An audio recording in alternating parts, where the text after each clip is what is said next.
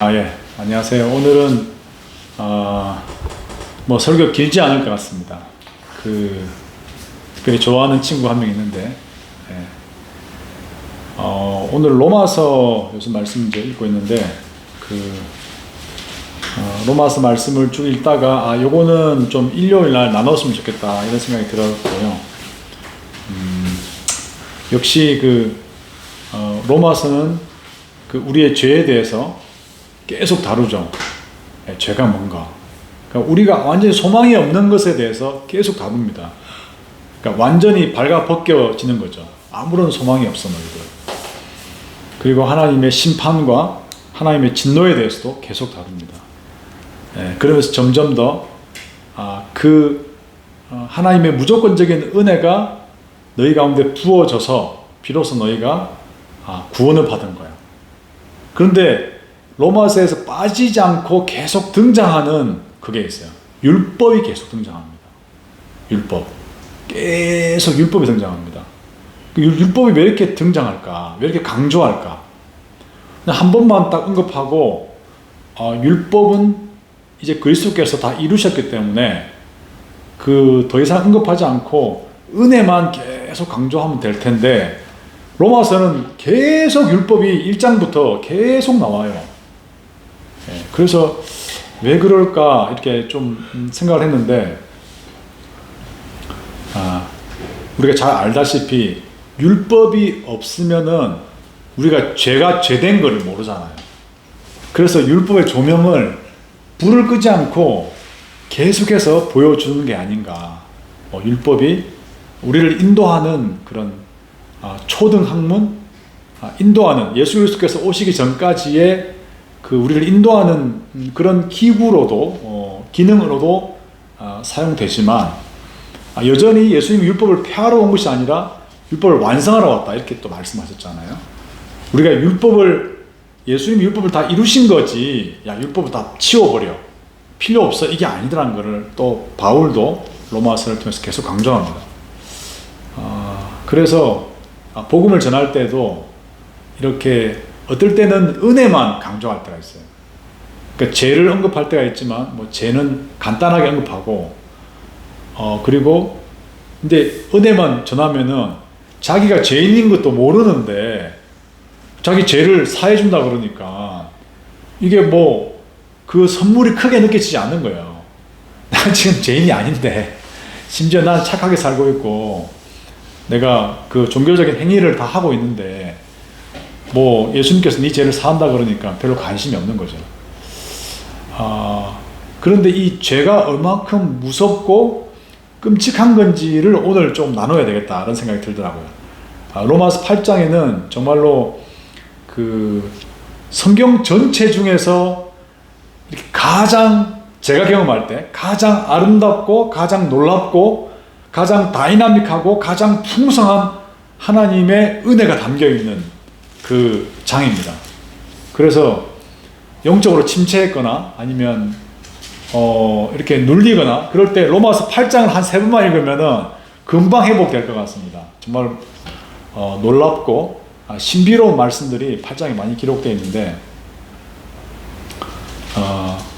8장 1절부터 바로 그냥 딱 선포합니다. 너는 결코 정죄함이 없다. 예수 안에서. 딱 선포하죠. 그리고 생명의 성령의 법이 이 생명의 법이 너를 죄와 사망의 법에 이렇게 얽매였던 너를 완전하게 자유하게 해 라고 1절 2절에 딱 선포해 버립니다.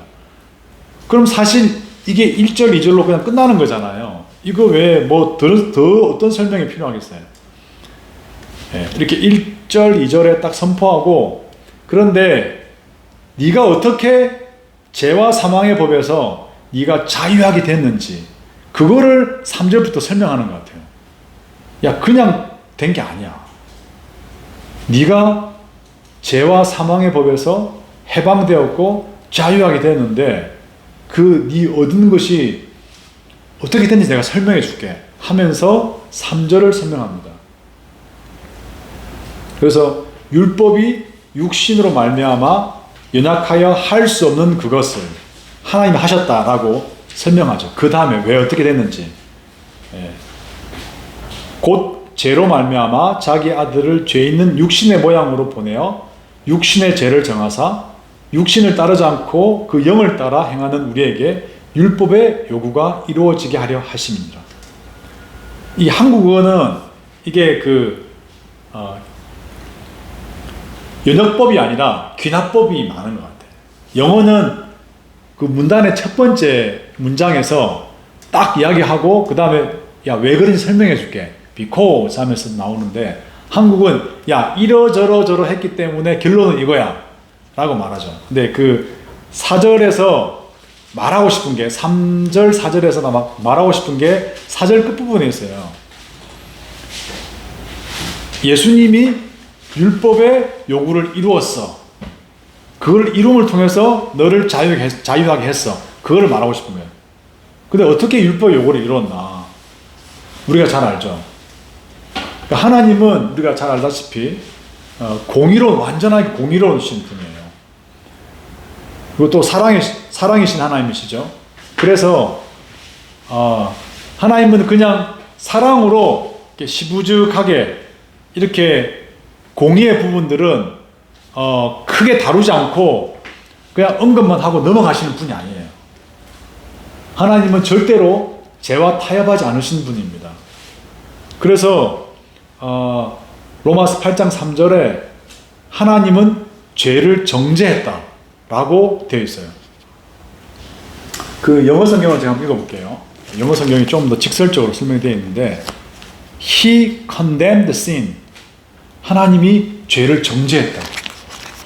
In human nature. 인간의 본성에서. 그러니까 하나님은 그 사람 안에 있는 그 사람의 본성 안에 있는 그 죄를 반드시 정죄하시고 넘어가시는 거예요. 그 정죄를 어떻게 한 거죠? 정죄했다는 것은 그 죄의 값을 누군가가 치른다는 거잖아요. 그 죄의 값을 그의 아들을 통해서 치르게 하신 겁니다. 그러니까 우리가 지은 죄가 얼마큼 큰지는 그리스도께서 우리를 위해서 십자가를 지실 수밖에 없는 그것을 보면 거꾸로 알 수 있죠. 우리가 양팔저울처럼 예수님께서 인간이 육신이 되셔서 이 땅에 내려오셔서 십자가를 지셔야만 우리 죄 문제가 해결된다는 걸 우리가 알잖아요. 그럼 그게 굉장히 가치가 있지 않습니까? 예수님의 가치를 보면은 우리의 죄의 무게가 얼마큼 무거운지 알 수 있어요. 우리가 묶여있었던 죄와 사망의 법이 얼마큼 무거웠는지 우리가 알 수 있는 겁니다. 그래서 이 끔찍하게 크고 무겁다는 것을 알 수 있죠. 하나님이 결코 그냥 죄를 덮으시지 않습니다.